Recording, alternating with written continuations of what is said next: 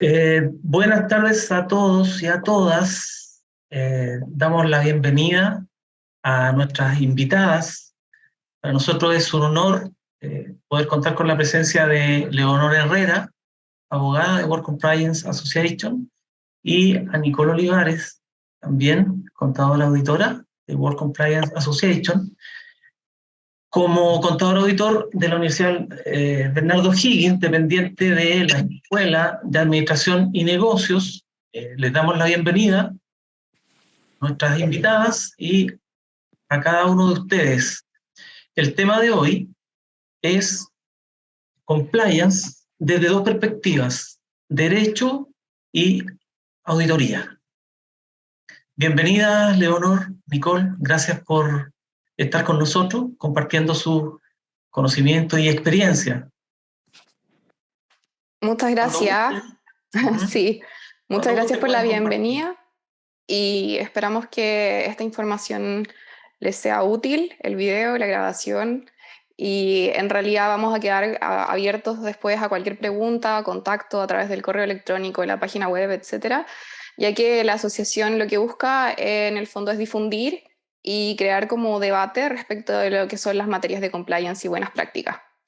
Así Perfecto. que voy a compartir pantalla y vamos a dar inicio a esta clase o conversatorio que en el fondo tiene dos focos y es mostrar la interdisciplinariedad del compliance y lo vamos a ver desde lo que es la perspectiva del derecho y la auditoría. En mi caso yo soy abogada, entonces voy a partir dando un poco como el contexto de lo que es el compliance, de dónde viene, un poco del marco normativo. Y luego Nicole les va a contar más desde la perspectiva de la auditoría y lo que es la aplicación práctica del compliance. ¿De dónde viene el compliance? El compliance nace de ese abuso que siente la sociedad o que toma conciencia la sociedad que provocan las empresas, las grandes empresas. Antes del compliance o que existiera la responsabilidad penal de la persona jurídica o en algunos casos, para algunos países, responsabilidad administrativa de la persona jurídica, simplemente los empresarios se podían como quedar absueltos o no tenían sanciones respecto de ningún acto de corrupción que cometieran, o si cometían delitos, finalmente quedaban libres y les generaba ganancias, generando un impacto negativo en la comunidad y en la sociedad. Ya, por eso yo uso estas dos imágenes, porque una, acá a la izquierda tenemos como el ladrón común, quizá que era como la responsabilidad penal individual. La diferencia entonces es que cualquier persona, cualquier ser humano, podía cometer un delito y podía ser sancionado por ese delito. O sea, al final el derecho penal lo que hace es sancionar en su máxima expresión. Es como las cosas más horribles que puede cometer el ser humano, entonces viene el derecho penal y lo sanciona. Y antes de que existiera la responsabilidad penal de la persona jurídica, las empresas no estaban sancionadas por el derecho penal. Nada de lo que hicieran las empresas, sin importar qué tan grave fuera, iba a llegar a tener una sanción penal. Entonces, lo que pasaba era que las empresas cometían hechos de corrupción principalmente, robaban, le pagaban, vamos a ver, como que cometían algunos delitos que son más típicos, que es el soborno, que es el cohecho finalmente como un funcionario público para obtener ventaja. Distintos tipos de, como lavado de dinero también, ocupar como las empresas para cometer distintos tipos de delitos y eran impunes. Entonces lo que va pasando es que el Estado reacciona, la sociedad reacciona y se empieza a generar este como fenómeno de la responsabilidad penal de la persona jurídica, que en este caso yo diría que es como el señor Burns, que en el fondo es el dueño de la empresa y que no tiene responsabilidad nunca de lo que hace y por eso siempre está generando más, independiente de cuánto daño le genere a la comunidad. Ahora ya no. El Estado quiere parar al señor Burns y que el señor Burns tenga que responder por los actos que comete. Entonces, algunas de las primeras regulaciones en realidad vienen de Estados Unidos y son bien antiguas. La primera de ellas es 1977 y que es una ley que lo que busca es sancionar las prácticas corruptas en el extranjero. O sea, aquí estamos tratando de prohibir un delito que es el soborno, o sea, conocido comúnmente como soborno, que es el cohecho a funcionario público extranjero. Y este delito implica que un empresario vaya y le pague a un funcionario público cualquiera, por ejemplo, para obtener un permiso de construcción, que eso igual es más o menos clásico, y obtenga un beneficio por sobre otras empresas, ¿ya? Entonces, esto fue lo primero que generó como una reacción, el que los empresarios le pagaran a los funcionarios públicos para obtener beneficio. Y esto nace en Estados Unidos, ¿ya? Luego están las Federal Sentencing Guidelines, que son criterios que en Estados Unidos se ocupan para dictar sentencia. Esto pasa porque en Estados Unidos, a diferencia de Chile, los sistemas judiciales son distintos. Entonces acá en Estados Unidos lo que hacen más es como ir creando casos. En las respuestas, los juicios tienen como una sentencia y esas sentencias van creando jurisprudencia, se llama. Y la jurisprudencia lo que hace es ir dando como criterios sobre cómo van a seguirse dictando otras sentencias en casos parecidos. En cambio, en Chile lo que hacemos simplemente es aplicar la ley y las sentencias no tienen un valor como posterior para otros juicios de similares características. Simplemente los jueces en el momento aplican la ley y no generan criterios que se vayan a mantener en el tiempo. ¿Ya? En Estados Unidos sí. Y en Estados Unidos entonces se crean estos criterios orientadores para dictar sentencias y por primera vez se nombran lo que son los sistemas de compliance y los códigos de ética. Algunos de los casos más famosos, bueno, el primero es muy antiguo, es de 1909 en Nueva York y tiene que ver con una empresa de ferrocarriles, ¿ya? Y es el New York Central and Hudson River Railroad Co. contra Estados Unidos de América. Y es una empresa de ferrocarriles que por temas de... había una ley de protección a la libre competencia que prohibía a los ferrocarriles generar ciertos descuentos o reembolsos a las empresas cuando estaban trasladando cosas por un tema de competencia. En esa época no hay mucho detalle, igual es antiguo. Y es el primer caso en Estados Unidos donde se condena a una empresa por responsabilidad penal, ¿ya? Y entonces, como se entiende que este acto que generó la empresa de cohecho, de haber pagado de haber cometido ciertos delitos, generaba un desorden en el mercado. Y ese desorden en el mercado era tan grave que tenía que ser sancionado en su máxima expresión. Posteriormente a eso ya viene el caso que es como lo más conocido, que es el caso Watergate en 1972, donde se como destapan grandes casos de corrupción de los años 70, en que la SEC, que en el fondo es como la Comisión del Mercado de Valores de Estados Unidos, descubre que hay más de 400 empresas que están pagando cohecho, o sea, que están cometiendo estos actos que habíamos dicho que tienen que ver con que una empresa le pague a un funcionario público para obtener un beneficio.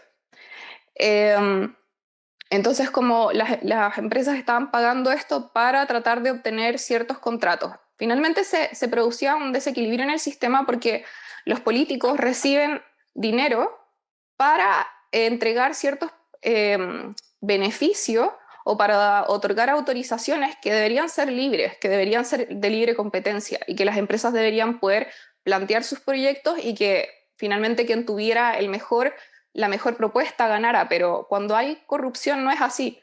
Simplemente gana el que le pague más al político y eso genera genera falta de estabilidad en el sistema, ¿ya?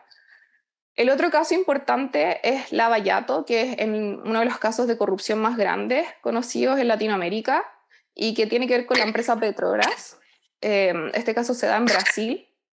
En los casos, creo que hay alguien que tiene el micrófono abierto.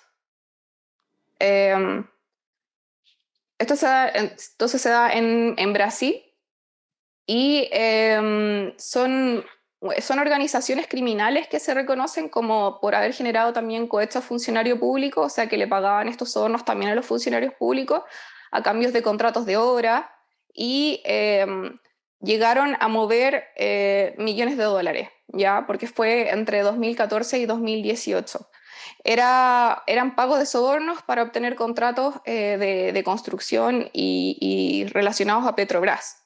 Se estima que se pagaron sobornos por más de 800 millones de dólares en varios países. Hubieron varios países que estuvieron involucrados y de hecho presidentes, tanto como de Brasil como de otros países, fueron condenados por este caso.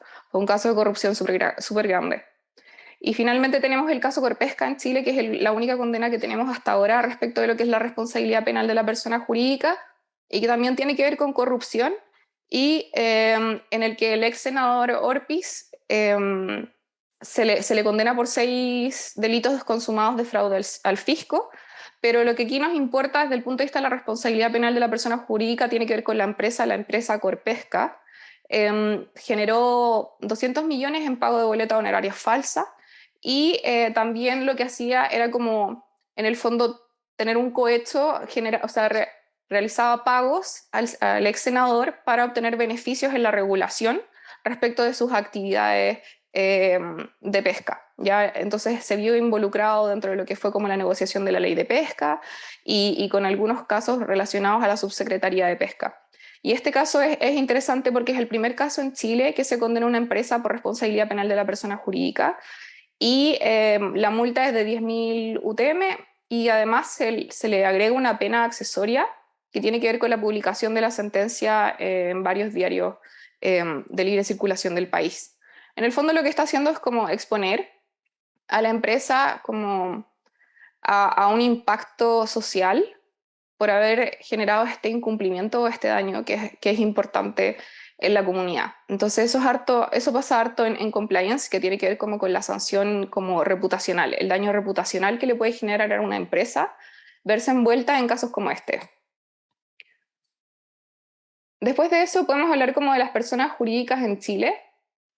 No, ahí. Y yéndonos como a lo que es Chile, pasamos desde que fue, no sé, 1970 en Estados Unidos al 2010, porque en el 2009 más o menos Chile quiere entrar a la OCDE, y la OCDE le dice, para entrar necesitas cumplir ciertos requisitos, y dentro de esos requisitos tienes que tener una ley de responsabilidad penal de la persona jurídica, ¿ya?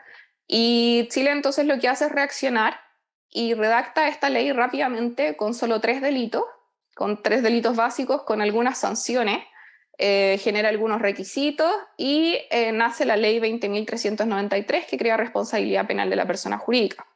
Sin embargo, esa ley es bastante básica respecto de lo que exige el ordenamiento jurídico internacional, que está buscando erradicar lo que es la corrupción. Entonces busca que existan sanciones mucho más duras, y le exige a Chile que cambie un poco como la técnica, porque tampoco no habían sentencia, los casos no estaban llegando a juicio, las sanciones eran bajas, y finalmente las empresas no tenían incentivos para crear modelos de prevención de delito, y el foco de la ley no tenía que ser ese, tenía que ser todo lo contrario. Y en el 2016 entonces se cambian algunas de las sanciones y se elevan las sanciones, las penas, y se suma un delito, ya que es la receptación. No voy a hablar de los delitos en particular porque es como algo súper más relacionado al derecho y porque me demoraría mucho tiempo, pero el tema es que después, unos 4 años después, la ley empieza a cambiar y empieza como el legislador a tomar en consideración la responsabilidad penal de la persona jurídica, y se suma una nueva ley que es la 21.191, o sea, 121, y esa ley son adicionalmente 4 delitos más, o sea, ya no tenemos 3, sino que tenemos 8. Y luego de eso, la ley de pesca son 4 delitos más, y luego incluso en la pandemia tenemos un delito adicional, y así la ley empieza a crecer. Y actualmente, después de que ya este año incluso se haya publicado la ley de delitos informáticos y la ley sobre control de armas, también han nacido nuevos delitos asociados a la responsabilidad penal de la persona jurídica, como los asociados al robo de madera, etcétera. Ya tenemos más de 30 delitos que son en Chile considerados como para que puedan otorgar responsabilidad penal a la persona jurídica en caso de que una empresa así o sea, si se pruebe que participó en uno de esos delitos, y que además no contaba con un modelo de prevención de delitos que fuera lo suficientemente potente para eximir o atenuar una responsabilidad. Esos son detalles de la ley que en realidad no alcanzamos a ver ahora, pero igual dejo acá las leyes por si a alguien le interesa como revisarlas, y puse una bomba porque creo que actualmente estamos como en un boom de crecimiento de la responsabilidad penal de la persona jurídica, que partió siendo de 3 delitos a ahora más de 30, y con un proyecto de ley que hay respecto a delitos económicos podrían llegar a ser más de 100 delitos. Entonces creo que pasamos de tener esta idea de que la responsabilidad penal de la persona jurídica era una moda o era algo que solamente se aplicaba a grandes empresas y se empezó a entender como una solución y como una real sanción a las empresas que no cumplían con las normas. También por otro lado tenemos que considerar que está el compliance financiero, ya que es un poco distinto al de la responsabilidad penal de la persona jurídica, sin perjuicio de que ambos buscan como el mismo objetivo. Este es un poco más específico. Y quizás lo trato distinto porque creo que los perfiles que tiene que tener una persona que quiere dedicarse a compliance financiero o a responsabilidad penal de la persona jurídica no necesariamente son iguales. Ya hay que tener conocimientos más específicos. Entonces, este compliance financiero tiene mucho más que ver con la prevención del lavado de activos y el financiamiento del terrorismo. Es por eso que en Chile se creó la unidad de análisis financiero, que está asociada a la Comisión del Mercado Financiero y que busca fortalecer la probidad, la transparencia, la cultura anticorrupción y todo esto en relación con sus usuarios externos. Esto también está relacionado a lo que les hablaba antes de las normas estadounidenses que tienen que ver con el mercado de valores, porque allá es súper potente y es súper fuerte la sanción a las empresas que, por ejemplo, realizan actividades económicas o transacciones económicas con empresas, países o personas que se encuentran en listados prohibidos, ¿ya? Hay algunos países, por ejemplo, que se encuentran prohibidos y si una empresa realiza una transacción económica que pueda haber pasado por Estados Unidos, ya sea porque tiene una cuenta en el banco, porque hay un movimiento, porque hay una filial o porque la casa matriz está en Estados Unidos, etcétera, esa puede ser sancionada. Y esta ley que tenemos en Chile tiene como la misma lógica. Ya lo que busca finalmente es como evitar el lavado de activos y el financiamiento del terrorismo a nivel global, no solamente en Chile. Por otro lado, podemos tener en consideración que hay una persona que es clave dentro del contexto del compliance y que es el oficial de cumplimiento o encargado de prevención de delito. Y esa persona va a ser, dependiendo de la norma, va a ser el nombre que va a tener. En el caso de la responsabilidad penal de la persona jurídica, en la ley se habla de encargado de prevención de delito, pero en lo que tiene que ver con cualquier otro tipo de regulación o con la regulación financiera, por ejemplo, podemos hablar de oficial de cumplimiento, ¿ya? Pero hay algunas características que tiene que tener y que son súper importantes para que esta persona pueda liderar un programa de compliance, que es lo que les va a hablar un poco Nicole, que tiene que ver mucho más con la bajada de lo que es el modelo de prevención de delitos o el compliance en la práctica. Yo les estoy dando solo el contexto. Y tiene que ser una persona que conste con suficiente autonomía para tomar decisiones. No puede estar sujeta, por ejemplo, al gerente general y que el gerente general sea quien tome las decisiones por el oficial de cumplimiento. Porque el oficial de cumplimiento tiene que buscar que estas normas que se están aplicando, con las que quiere cumplir, se cumplan más allá de los objetivos comerciales. Generalmente ese es el gran problema entre los oficiales de cumplimiento o las personas que nos dedicamos a compliance y, por decirlo de alguna forma, bastante general el resto de la empresa. Porque el compliance no genera como ganancias, sino que es una inversión a largo plazo, por decirlo de alguna forma. El compliance lo que hace es proteger a la empresa de llegar a cometer un delito, de tener un daño a la imagen, de caer en malas prácticas. Ese tipo de cosas es lo que hace el compliance. Y eso también tiene una recompensa bastante grande, pero a veces está en choque con lo que es buscar generar ganancia o tener como otro tipo de beneficios económicos que el compliance no busca. Entonces la autonomía es súper importante, independiente de que pueda como estar siempre sujeto al directorio, tiene que poder tomar decisiones basadas en su propio criterio y en base a lo que es su propio modelo de prevención del delito.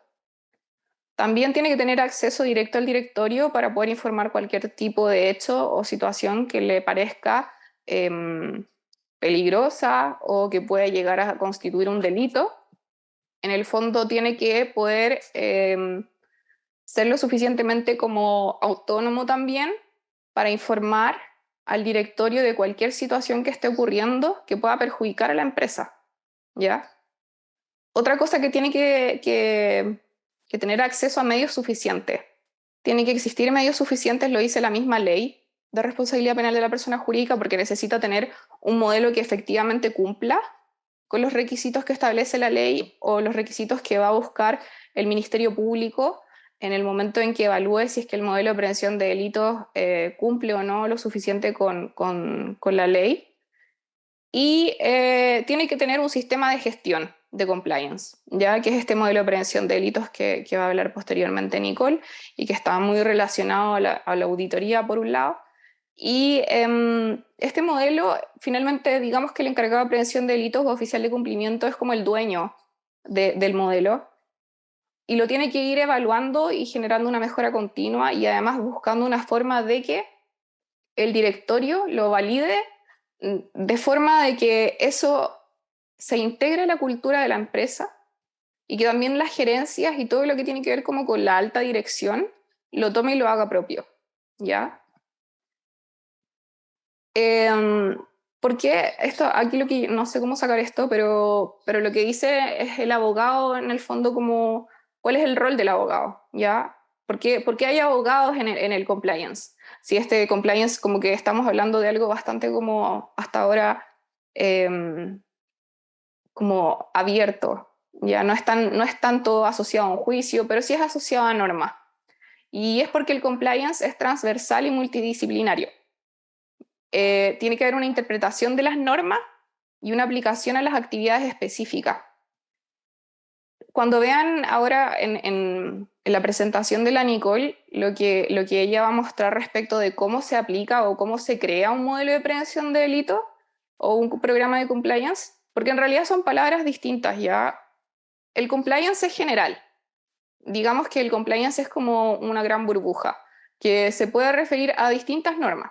Y dentro de esa burbuja hay otras burbujas más pequeñas y una de ellas es la responsabilidad penal de la persona jurídica o modelo de prevención de delitos. Puede ser que haya otra burbuja que sea como compliance laboral, otra que sea compliance ambiental, otra de libre competencia.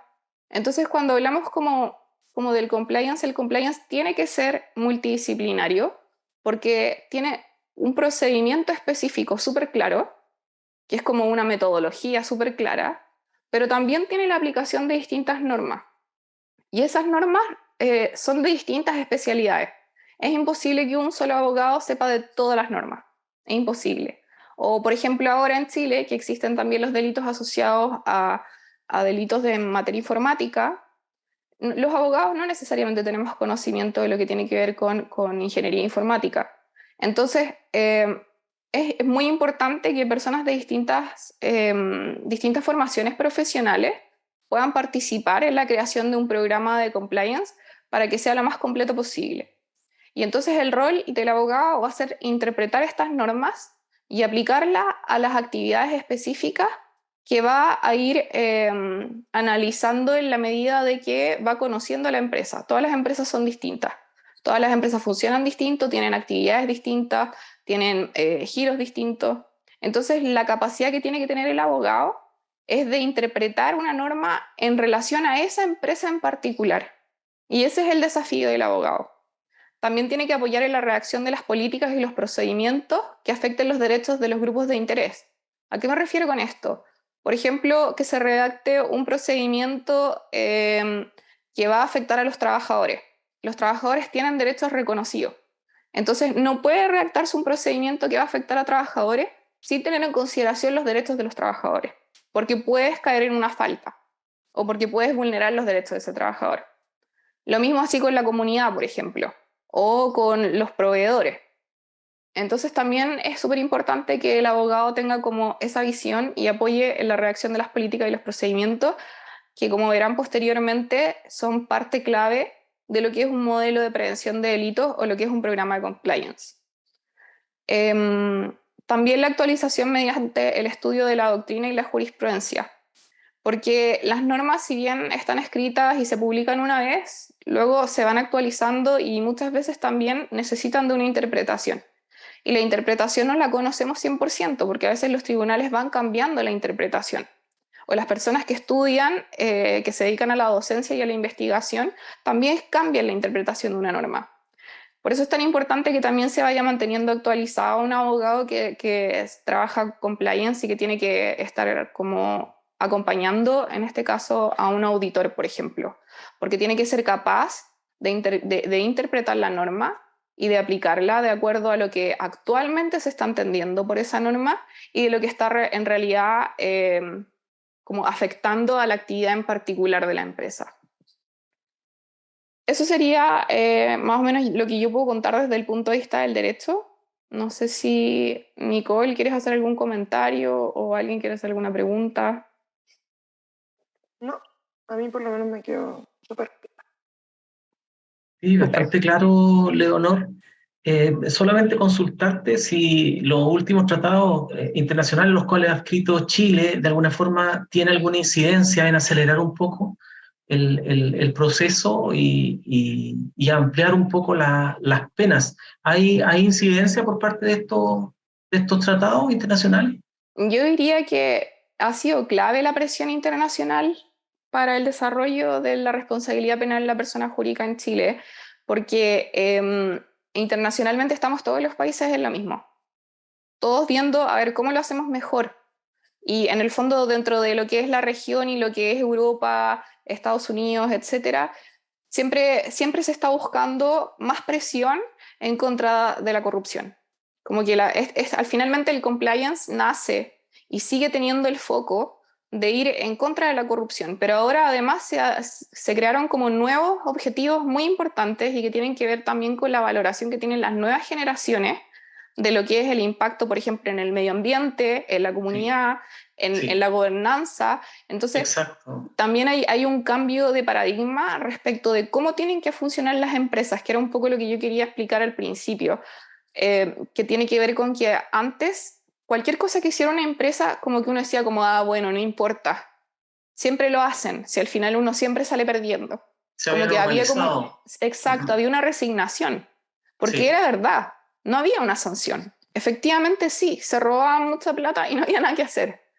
Entonces ahora no, ahora es como, a ver, yo como parte de la sociedad, ¿cómo le exijo a la empresa que no cometa abusos? Y por eso es súper importante, porque creo que la sanción social y el rol que tiene cada persona en la sociedad es clave para ir exigiendo cada vez más que estas sanciones sean altas y que se apliquen de verdad. Y a Chile nos sí, falta mucho eso, como que se atrevan a exacto. aplicarle las sanciones, porque hay un Acostado. miedo también, yo creo, sí. Acostado. Y lo que tú mostrabas, es increíble que el 2010 ya se empieza a hablar esto y es poco tiempo, o sea, no es mucho tiempo que se comenzó con los primeros pasos y todavía estamos agregando otros delitos y otras sanciones. O sea, Eh, recién ahora yo diría que estamos como teniendo como conciencia de que esto es algo que no se va a ir y yo creo que de cierta forma tratamos de meterlo debajo de la alfombra. Y sí, estuvo sí, metido debajo de la alfombra por años. O sea, yo diría que los últimos 3 años, 4 años, empezó a salir y como que dijimos como, ah, pucha, ya, no pudimos deshacernos de esto. sí. Entonces explotémoslo. Y Tal por como ahí tú va. decías, el caso Corpesca sentó un precedente importante por la sanción real y efectiva que se produjo, independiente que muchos involucrados no hayan sido sancionados, pero ya hay una pena ejemplificadora y real, que es Sí. real y que es tangible, que tuvo, bueno, conmoción, como tú decías, por la publicación, conmoción pública en Chile, y eso ya hace que muchos ejecutivos a lo mejor Tengan ya miedo, man. Sí. lo piensan o saben que disuade un poco estos delitos. Ahora, desde el punto de vista económico, que tomando un poco un tercer tema, ustedes están hablando del aspecto del derecho y posteriormente Nicole de la auditoría, desde el punto de vista económico, se habla mucho de las fallas de mercado y toca un poco, roza un poco a lo que es la transparencia del mercado financiero como motor del desarrollo de los países. Entonces, hay un efecto económico bastante importante que a veces no se mira, pero que sí tiene un efecto y hace la diferencia entre el país que se logra desarrollar y el que no. Es que esa es la corrupción, creo yo. Como en el fondo, como que no tenemos quizá noción de cuánto daño genera la corrupción.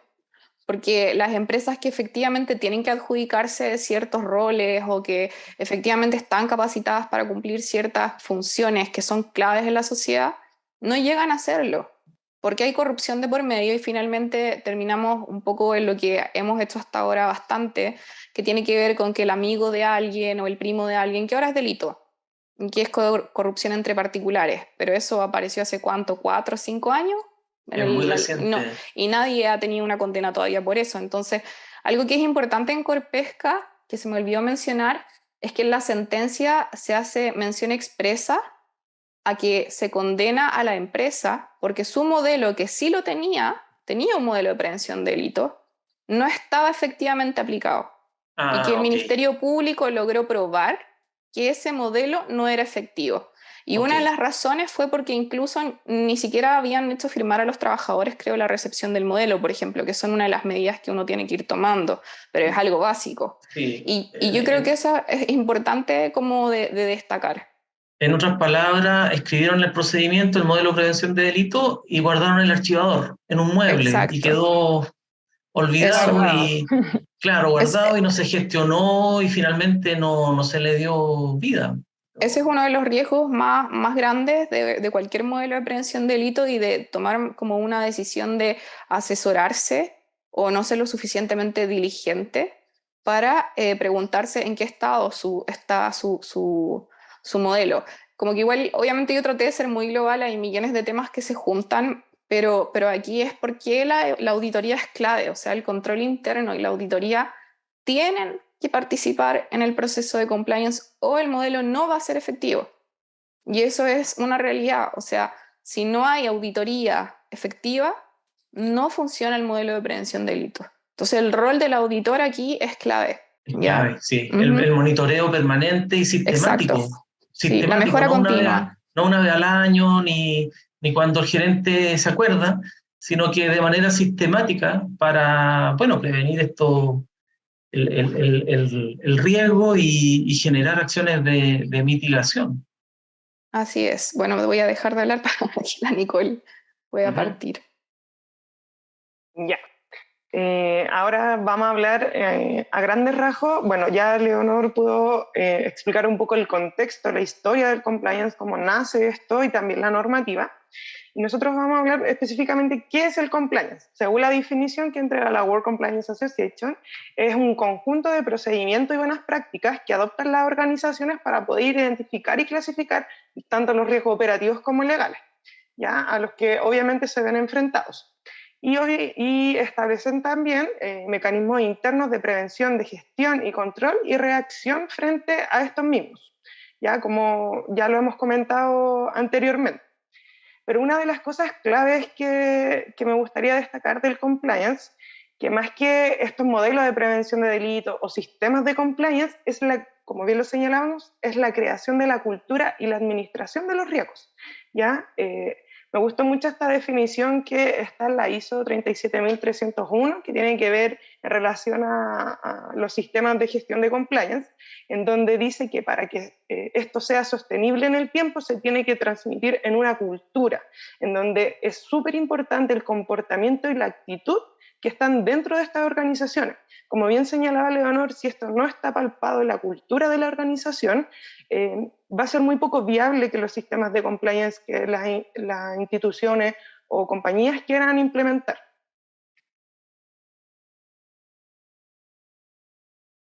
En relación a la metodología, es claro precisar que poseemos alrededor, son 194 países soberanos, ¿ya? Cada uno posee su propia legislación.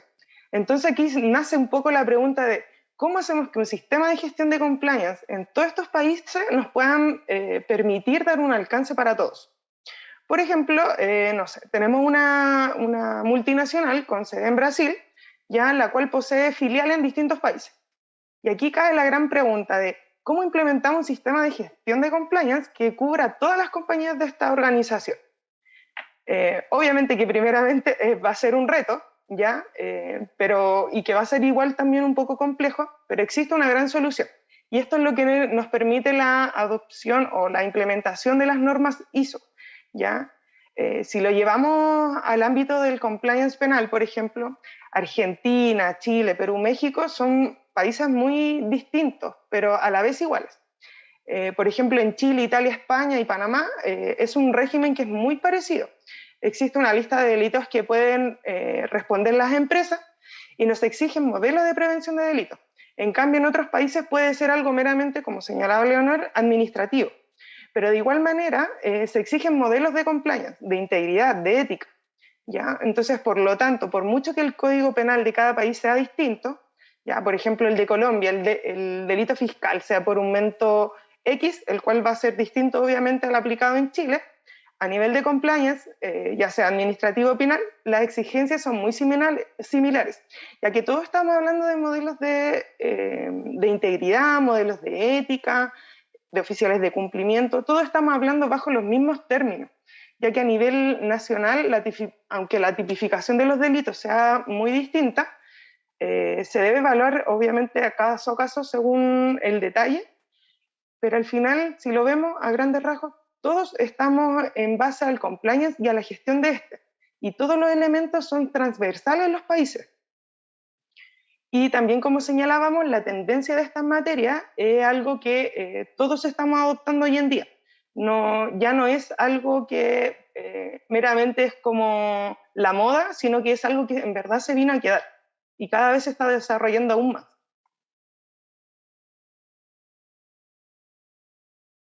Ya. Como les señalaba, las normas ISO son normas internacionales las cuales nos ayudan, obviamente, a poder gestionar estos modelos de cumplimiento o sistemas de gestión de compliance, ¿ya? Las cuales yo aquí destaqué las principales, que está primero la norma, la 37.301, que tiene que ver con sistemas de gestión de compliance, cómo poder implementar, diseñar en este caso un sistema de compliance. La segunda norma es la 31.001, que tiene que ver en relación a los sistemas de gestión de antisoborno. La ISO 37.002, que son los sistemas de gestión de denuncia, o sea, todo lo que tiene que ver en relación a la gestión de los canales de denuncia. Y la ISO 37.003, que tiene que ver con los sistemas de gestión de control de fraude, que estos son como las buenas prácticas que deben realizar un buen gobierno corporativo. Y por último, y yo considero que también es una de las más importantes para poder instaurar estos sistemas de cumplimiento, es la ISO 31000, que tiene que ver con el sistema de gestión de riesgo. Como les explicaba anteriormente, estos estándares son 100% internacionales, los cuales se pueden aplicar a cualquier tipo de organización, ya sea con o sin fines de lucro, independiente de su tamaño, la naturaleza de la actividad. Son guías, obviamente las ISO no es algo que sea obligatorio realizar, sino no es que una ley. no es una ley, exacto, no es una ley. Es algo que se entrega, que se proporciona una guía, en este caso, para poder estandarizar un poco los sistemas a nivel mundial.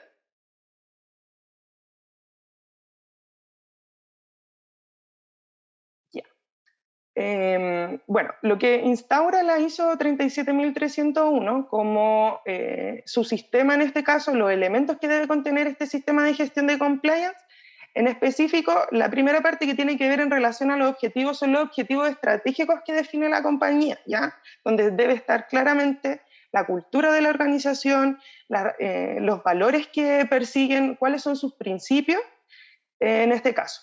Y el segundo pilar, que tiene que ver en relación a los principios, que es la buena gobernanza, es lo que se plasma en este código de ética, en donde yo como organización señalo cuáles van a ser mis valores, cuáles son mis principios, cómo va a ser la forma en que yo quiero que se comporten tanto los altos ejecutivos como los trabajadores, la relación que quiero tener con mis proveedores, con mis clientes, con mis competidores.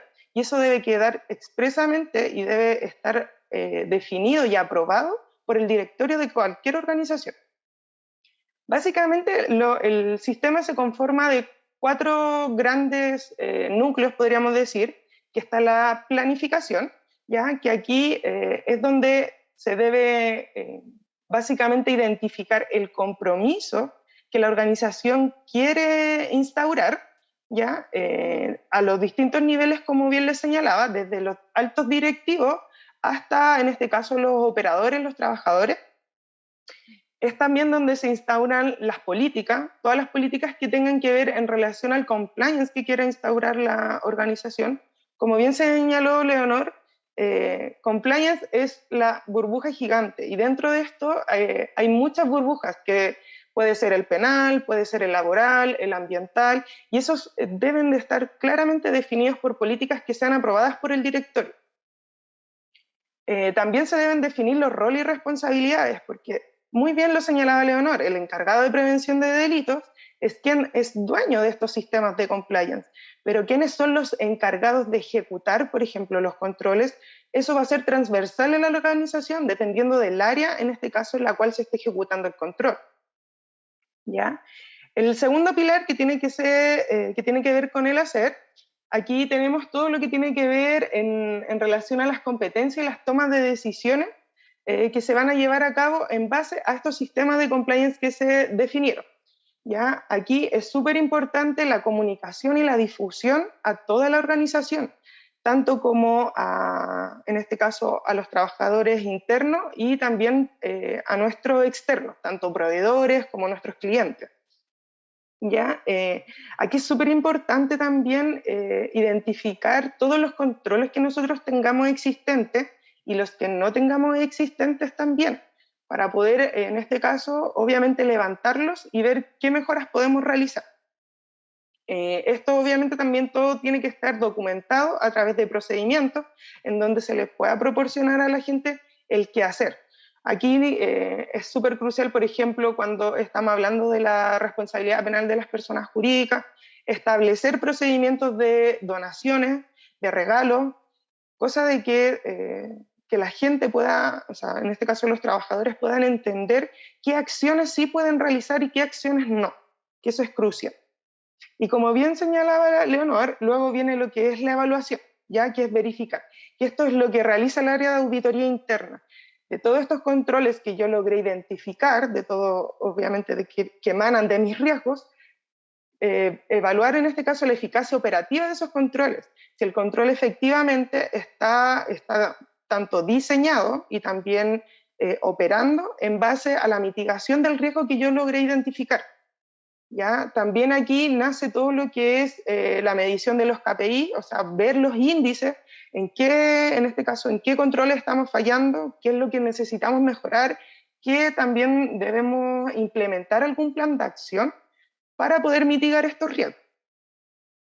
Y por último, tiene que ver el actuar, ¿ya?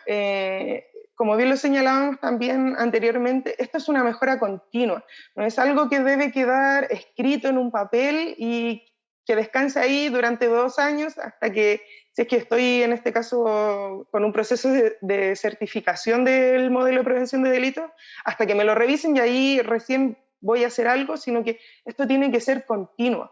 Y también, obviamente, la única forma de también poder transmitir la cultura es que estas revisiones sean periódicas. Y por último, que es el pilar que está abajo, que tiene que ver en relación a la organización y su contexto.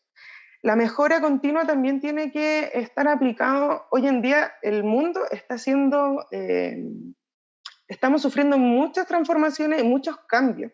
De hecho, uno de los, como tipología de riesgos que salió ahora hace muy poco son los riesgos emergentes. Después de que sufrimos la pandemia, nos dimos cuenta de que ya tenemos que empezar a mirar un poco más allá. ¿Qué riesgos en verdad pueden afectarme a mí como compañía? ¿Y cuáles son, obviamente, los controles que yo voy a aplicar para esto? ¿Ya? Así que eso es súper importante, ya sea tanto, o sea, en este caso para las áreas de compliance, estar actualizándose constantemente en relación a los riesgos emergentes que puedan surgir para la industria. ¿Ya? Eso. Ya. El rol del auditor en compliance. En esta oportunidad lo dividí en 2 áreas. Uno, en este caso, si el auditor pertenece a áreas de compliance, ¿cuál es su rol? Ya, primeramente, en este caso, es la formulación de las matrices de riesgos y controles. Y eso en base a qué es lo que debiese identificar un auditor, en este caso es en base a la gestión de riesgos de la ISO 31000, en donde qué es lo que ellos definen como su esquema, en este caso, de sistema. que primero debemos analizar el contexto de la industria, o sea, en qué entorno se está desarrollando esta industria, para luego hacer una identificación del riesgo, ¿ya? Ver primeramente el riesgo inherente que esta industria puede tener. Aquí lo bueno de la ISO 31000 que no es que te da solo un método para aplicar, sino que te da un abanico de métodos que tú puedes aplicar para poder identificar de riesgo. ¿Ya? Obviamente los que son más utilizados por lo general siempre son los de los que son impacto-probabilidad, como que ese es el que más se ocupa, y el otro es la generación de ARB del riesgo, en donde yo identifico una serie de riesgos para luego en una segunda etapa priorizar cuáles son los que van a ser de mayor impacto para mí como industria. ¿Ya? Luego de eso, bueno, como les señalaba, viene el análisis de riesgo para finalmente hacer una evaluación, de definir, por ejemplo, de este abanico de riesgos que yo tengo, cuáles son los que efectivamente voy a tratar y voy a, en este caso, a evaluar.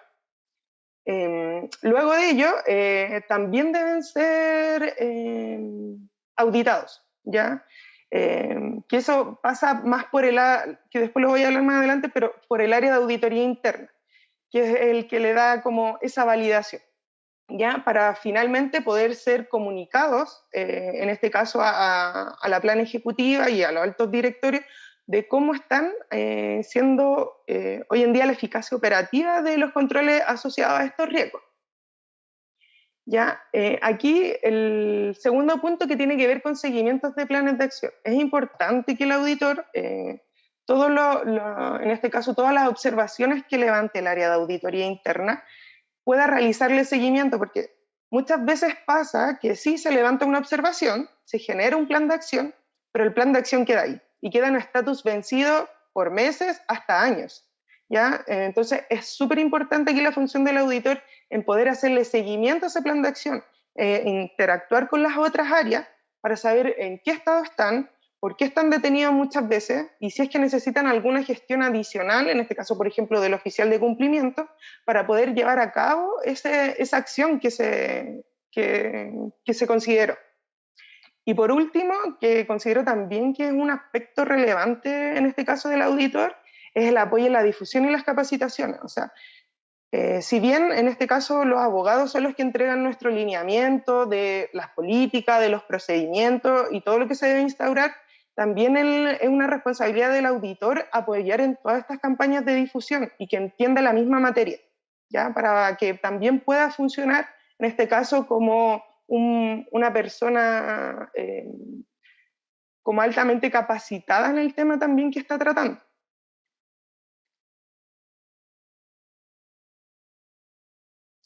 En relación a las áreas de auditoría interna, aquí hay mucha mayor responsabilidad, ya que hay muchas más revisiones que el área de auditoría interna debe realizar que impactan a los sistemas de cumplimiento. Lo primero tiene que ver en relación a las revisiones que se deben hacer de manera anual, es de la matriz de fraude y o delitos. ¿Por qué le puse y o delitos? Porque algunas compañías tienen matriz de fraude y ahí consideran todo, tanto delitos como fraudes internos, que obviamente identificados en base a la industria, se puedan cometer. ¿Ya? Es súper importante que estas revisiones sí o sí se vayan actualizando también, obviamente, las matrices de manera anual, para que el área de auditoría pueda también revisarlas de manera anual. Lo mismo con los sistemas, en este caso con la revisión del sistema de gestión de compliance instaurado por la empresa. Es súper importante que el área de auditoría interna revise a lo menos anualmente si es que el sistema de compliance que la empresa quiso, en este caso, implementar, se está llevando a cabo o no. Ya que eso también le va a dar, en este caso, un plus a la organización, como bien señalaba Leonor, en el caso de que si es que tenga que ir a un juicio o algo, poder demostrar nosotros, en este caso como compañía, de que se hicieron las revisiones, de que existe evidencia, respaldo de estas revisiones. La tercera revisión, que también impacta obviamente al compliance, tiene que ver con la revisión de los riesgos estratégicos de la compañía. Aquí hay un gran, por lo que he podido apreciar de distintas industrias, hay un gran dolor en relación a esto de la identificación de los riesgos estratégicos, porque muchas veces ni siquiera las propias personas que son dueñas de estos riesgos estratégicos entienden la importancia y el impacto en este caso de los riesgos al no gestionarlos de buena manera o al no controlarlos. Ya muchas veces... y que ocurre comúnmente es como, es que a mí me instauraron este control y en verdad yo no lo conozco mucho, no sé, creo que es así, o me dijeron que esto venía de un levantamiento, pero es que no entiendo. Aquí, de hecho, pasa mucho a nosotros como auditores, que cuando vamos a revisar estos riesgos, la gente ni siquiera entiende el origen del riesgo, de dónde nace. Entonces también eso es algo importante que dentro de las organizaciones, en este caso de las áreas de gestiones de riesgo, puedan también como palpar un poco al dueño del proceso con su riesgo asociado y la importancia y la relevancia que es también para la compañía. También otro de los roles como auditor en áreas de auditoría interna son las recomendaciones que uno tiene que dar para poder mitigar estos riesgos que uno levanta. ¿Ya? Obviamente siempre que tiene que ir en línea también a lo que la organización pueda desarrollar, porque muchas veces de repente se requieren mayores recursos para poder, como bien señalaba Leonor, uno de los ítems importantes y relevantes que tiene que tener el encargado de prevención de delitos o el oficial de cumplimiento son los recursos, ¿ya? Y en este punto es crucial, sobre todo uno por lo general siempre recomienda esto porque los procesos de por sí son muy manuales, ¿ya? Entonces, uno trata siempre de incluir dentro de su recomendación, implementar algo un poco más automatizado, porque estamos claros que todo lo que es manual es muy susceptible a errores, ¿ya? Tanto por errores de digitación, errores hasta de interpretación. Entonces, la idea es tratar de automatizar la mayor cantidad posible de estos controles que estén asociados a estos sistemas de compliance. Y por último, y este punto yo lo considero súper relevante porque es algo importante que uno como auditor tiene que trabajar en conjunto con los abogados, son las investigaciones internas, ¿ya? Que tiene que ver en relación al canal de denuncia. Porque si bien nosotros como auditores tenemos bastantes competencias en lo que es a nivel de independencia, de poder desarrollar pruebas de investigación, de poder revisar procedimientos, hay una arista que escapa a nuestra profesión, ¿ya? Que es netamente los temas normativos. Como bien señalaba Leonor, hay algunos, por ejemplo, los derechos fundamentales del trabajador. Esos no son conocidos por nuestra profesión, porque no es algo que nos compete. Entonces aquí sí tiene que existir la multidisciplinariedad de trabajar en conjunto con un abogado, porque uno no puede, por ejemplo, no sé, grabar algún audio o grabar un video sin que tenga la autorización, por ejemplo, de una persona. Entonces, esas cosas escapan de repente a nuestra profesión porque no tenemos las competencias ni somos idóneos en ese sentido con el tema normativo. Entonces, sí o sí, es muy importante que las investigaciones internas las trabajemos siempre en conjunto con el área legal, ya en este caso con el oficial de cumplimiento o donde esté instaurado, en este caso, los sistemas de compliance. Si bien, que esto es muy opinión mía personal, porque se ha dado mucho hoy en día en las industrias chilenas de que las investigaciones internas las desarrolle el área de auditoría interna, yo creo que no debiese ser aplicado en específico en esta área. ¿Ya? Sí es cierto que nosotros contamos con la independencia y que también tenemos acceso directo, en este caso, al directorio, que es una de las cosas igual que contempla la legislación. Pero aquí, como bien les decía, de repente uno como auditor puede saltar o puede estar cometiendo inclusive una falta grave, quizá algún derecho o alguna norma por desconocimiento. Entonces aquí yo en verdad lo que recomiendo es que esto sea llevado a cabo por empresas externas, ¿ya? Sobre todo porque va a existir aún más un nivel de independencia. Y también van a tener, yo creo que esta multidisciplinariedad, que a veces porque en áreas de auditoría interna no existen abogados, sino que son auditores especialistas obviamente en cada materia, que puede ser un auditor TI, un auditor financiero, ya, o sea, distintos tipos como en sí de auditor, pero no existen abogados. Entonces, ¿qué es lo que pasa? Muchas veces el contacto, por ejemplo, con el área legal o el área de, en este caso, de compliance, no muchas veces tienen tanto tiempo para poder responder las consultas o dudas que a uno le surgen en el proceso investigativo. De hecho, las líneas de investigación igual deben ser proporcionadas sí o sí por un abogado, ¿ya? Como qué delito queremos perseguir, cuál es el foco que le vamos a dar a esta investigación, que esas cosas muchas veces, como les señalaba, igual se nos escapa a nosotros de nuestra profesión. Entonces es súper importante, yo considero, en verdad, por eso decía, muy a mi opinión personal, que sí o sí la investigación interna debiera llevarle un ente externo a la organización.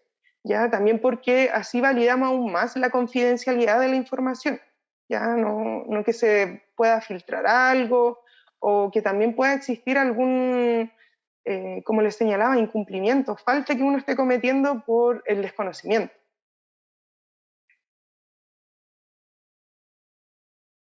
Y eso sería. Interesante ambas perspectivas que en el fondo se unen, se complementan perfectamente para llevar adelante estos procesos de compliance. Mira, me gustaría preguntarle, no sé quién me puede responder, en el contexto latinoamericano, ¿cómo se sitúa Chile en los avances en el desarrollo del compliance? No sé si tienen algún comparativo o alguna referencia. Así como un número exacto, No, aproximado, para tener una dimensión de yo si creo que estamos entre Chile, los 3 primeros, los 5 primeros, estamos un poco atrasados, no sé, para yo creo dimensionar que un poquito. Chile se ha destacado, a lo menos en lo que es la parte como doctrinaria, respecto de la norma, de cómo fue redactada, porque a diferencia de los otros países, sí en la ley estableció los requisitos que debía tener un modelo de prevención de delitos, por ejemplo, y lo hizo súper detalladamente, incluyó las certificaciones, que era algo que no existía en otros países. Estamos hablando de la primera norma, de 20.393 en el 2009-2010. Uh-huh. Y eso es reconocido internacionalmente, como a nivel de España, etc.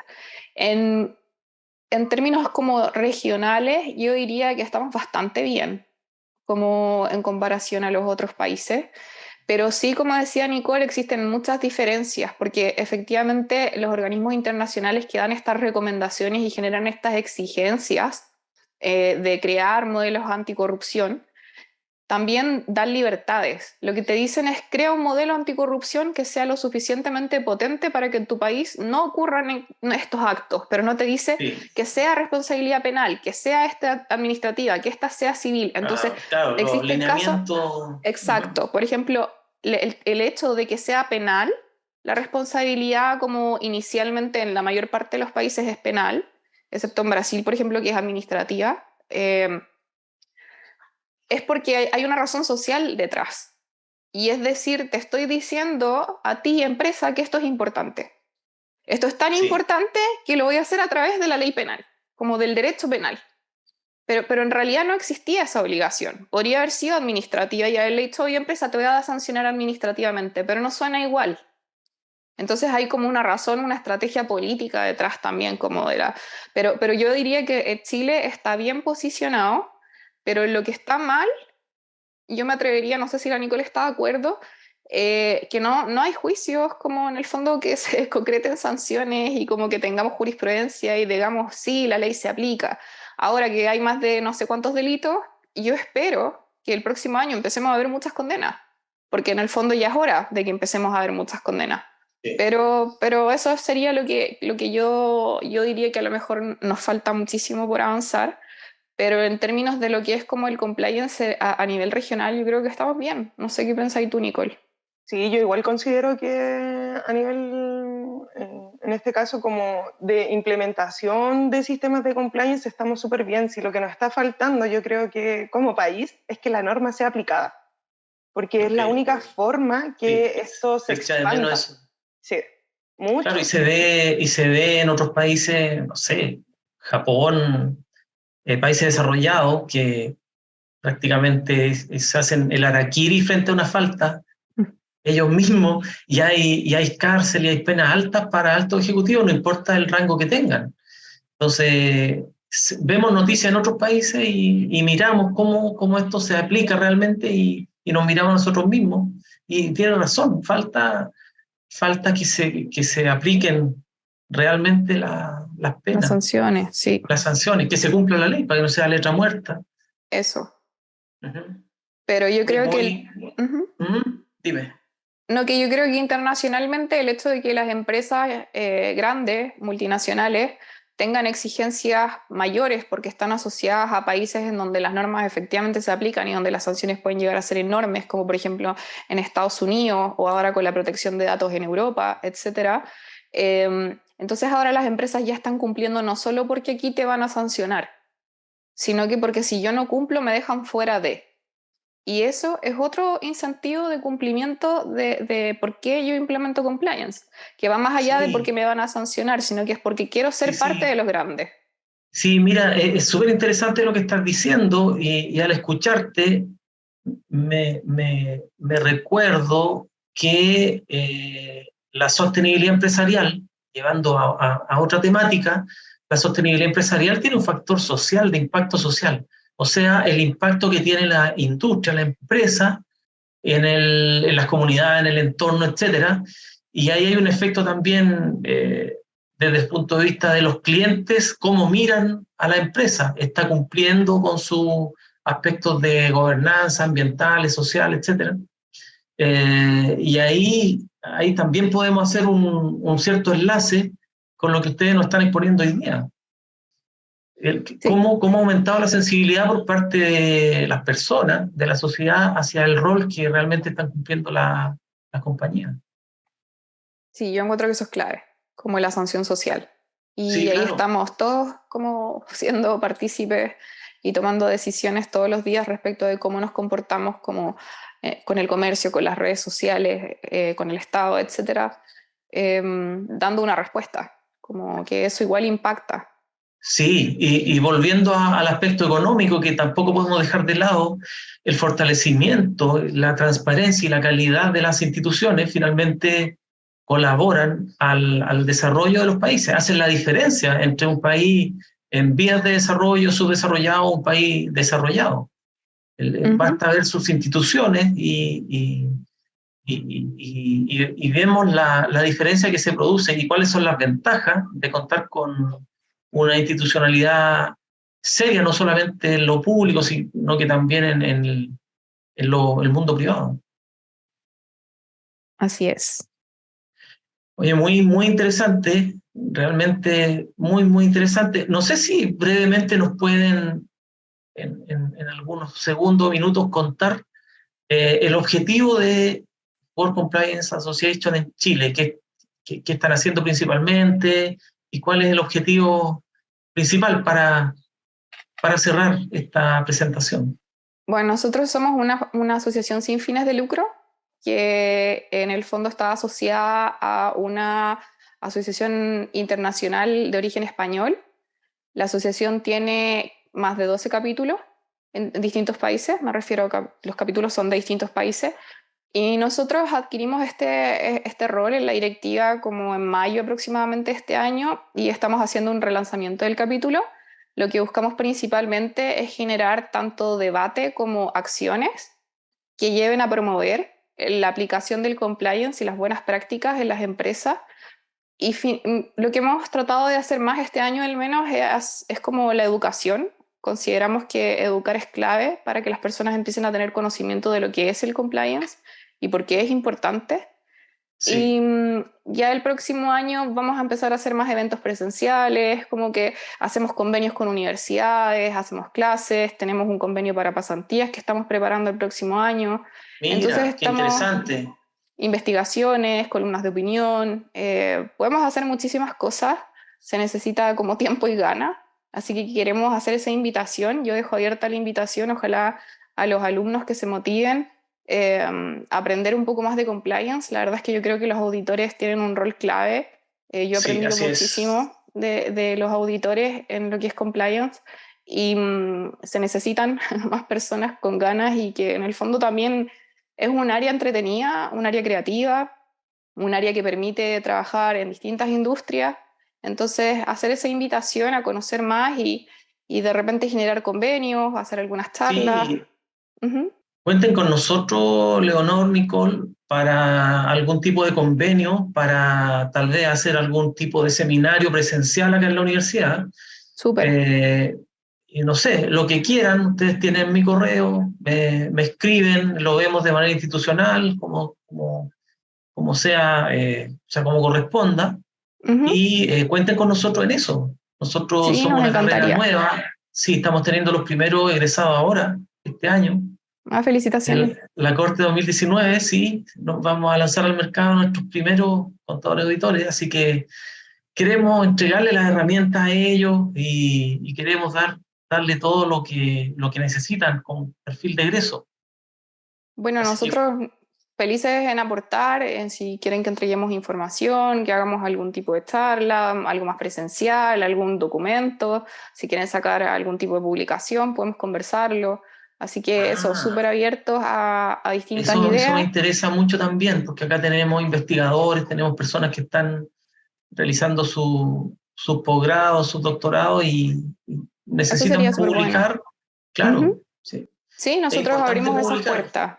Sí, cien por Qué ciento. bien, Y para qué bien. nosotros también es una ayuda. O sea, si finalmente lo que queremos es promover el compliance, ¿no? Es una cosa bastante como abierta y súper como una invitación muy bienvenido, todo lo que signifique un aporte a nuestra área de trabajo. Y en realidad yo creo que por lo menos a mí me encanta lo que hago. Tengo entendido que a la Nicole también le gusta harto. Así Se nota, se que nota. Así que nos motivamos a apoyar en todo lo que la universidad necesite. Y Sí, también mira, sobre todo a dar un poquito la visibilidad, porque si me preguntan en mis 5 años de carrera, jamás vi esto. Vine recién a empalparme y entender este mundo del compliance cuando hice el diplomado en la Universidad de Chile. Y fue como, hicimos. hicimos, exacto.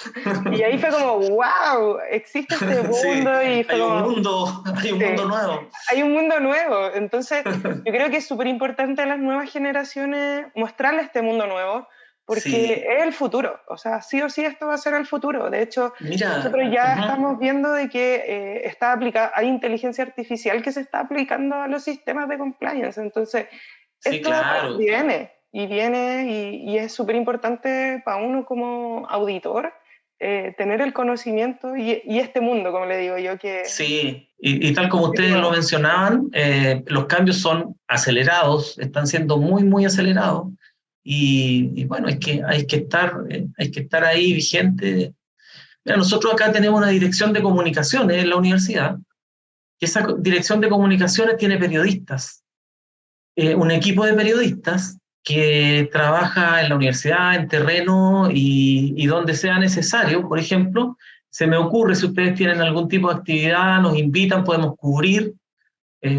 Hablo con la dirección de comunicaciones de la UBO para que puedan cubrir en notas de prensa, etcétera, y puedan publicar y difundir como un apoyo también para la difusión, que es clave, como el último punto que mencionaba en su exposición Nicole, estaba la difusión dentro de las empresas, pero también difundir al público en general, así como hay un desconocimiento y una falta de cultura financiera, hay una falta de cultura también de este tipo de temas que no se tratan en todos los ámbitos, entonces tenemos ahí una responsabilidad importante.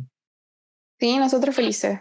La verdad es que además hablamos como, lo- tratamos de hacer lo más preciso que pudimos, pero de compliance hay muchísimo que hablar, se abarcan muchas áreas distintas, finalmente uno puede ir como probando un poco y encontrando lo que a uno le gusta, y yo creo que eso es algo importante para los alumnos, y es como lo que decía Nicole, yo nunca supe qué era compliance en mi carrera, nunca. Y salí, me senté un día, me entregaron un manual de prevención, o sea, un modelo de prevención de delito y dije, ¿qué es esto? Y lo leí y de ahí nunca más lo solté.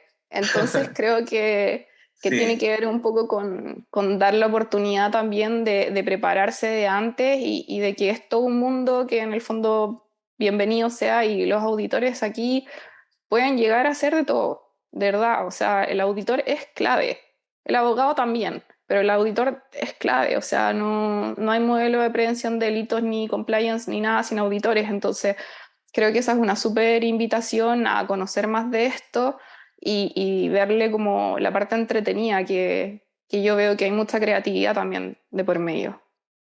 Hay mucho, mucho por hacer. Ujú. Bueno, solamente agradecerle su exposición, su visita y el haberse acercado a la Universidad Bernardo Higgins.